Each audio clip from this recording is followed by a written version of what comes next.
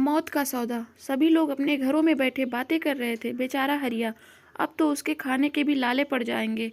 पहले तो दोनों पति पत्नी मिलकर मजदूरी करके घर चला लेते थे, अब तो अकेला ही मजदूरी भी करेगा और बच्चों को भी संभालेगा। कोई बात कर रहा था, अब तो बच्चों का क्या होगा, तो देखो क्या होता है। बस इन्हीं सब बातों में रात गुजर गई और सुबह होते ही होते हरिया के घर पे लोगों का जमघट लगना शुरू हो गया। चल हरिया, उठ, अंतिम संस्कार की तैयारी कर। यूं बैठकर रोने से कुछ ना होगा, वो तो चली आ रही रीति रिवाज को निभाना ही पड़ेगा। जल्दी जल्दी सामान ला और सब कुछ जल्दी से निपटा दे, गांव के बिरजू काका ने कहा। भाई और लोगों ने भी हाँ में हाँ मिलाई। जल्दी जा और अंदर से पैसे ला कर दे ताकि हम लोग सामान ले आएं। और उधर से आने में पंडित जी को भी कहते आएंगे, हवन पूजन भी तो करवाना होगा और उनको पंडितों को भोजन वगैरह भी करवाना होगा। अब तो 11 दिन तक काम ही काम है, यूं हाथ पे हाथ धरने से कुछ ना होगा। हरिया सब की बातें सुन रहा था, पर किस से कहे कि उसे जितना दुख अपनी पत्नी के जाने का है, उससे कई ज़्यादा दुख इस बात का है कि ये 11-12 दिन के क्रम कांड करने के लिए उसके पास पैसे नहीं हैं। उसके पास तो अपने बच्चों को खिलाने के भी पैसे नहीं हैं। वो ये सब कहाँ से करेगा। जो कुछ था वो सब दुलारी उसकी पत्नी के बीमारी में खर्च हो गया। लोग बोले जा रहे हैं। तभी उसके पड़ोस वाली काकी ने कहा, अरे पैसे नहीं है तो अपनी पत्नी के कान के कुंडल बेच के पैसे ले, पर ये सब तो करना ही पड़ेगा।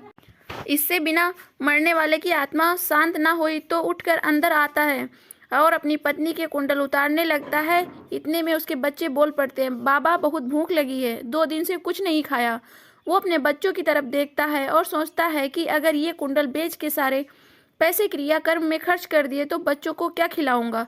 तभी उसे अपनी पत्नी की बात याद आती है कि उसने कहा था कि यदि उसे कुछ हो जाए तो वो समाज के झूठे दिखावे के लिए पैसा खर्च नहीं करेंगे। और जैसे एक बार उसने डॉक्टर साहब को कहते सुना था कि अगर अपनी मर्जी से कोई देह दान करता है तो उसके बदले उसको पैसा मिलता है और किसी जरूरतमंद की मदद हो जाती है।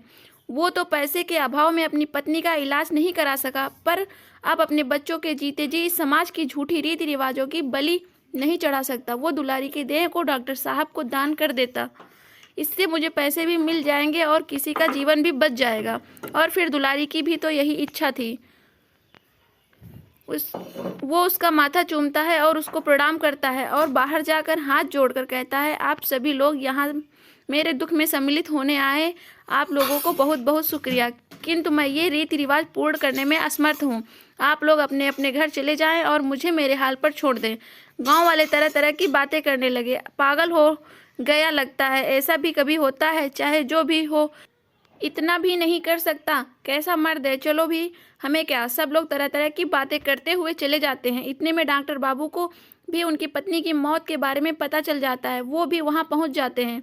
हरिया उनको देखकर रोने लगता है और कहता है, मुझे इसके देह के बदले कितना पैसा मिल सकता है। डॉक्टर साहब सब समझ जाते हैं और उसको उसकी पत्नी की देह के साथ शहर के अस्पताल ले जाते हैं, जहां उसकी पत्नी की देह अस्पताल में दे दी जाती है और उसके आवश्यक अंग निकालकर उसको पैसे दे दिए जाते हैं। उन पैसों से वो उसका अंतिम संस्कार कर खाना लेकर अपने बच्चों के पास आता है और उनको गले लगाकर कहता है, बच्चों खाना खा लो, तुम्हारी माँ ने भेजा है। कहानी पसंद आई हो तो चैनल को लाइक शेयर सब्सक्राइब करें।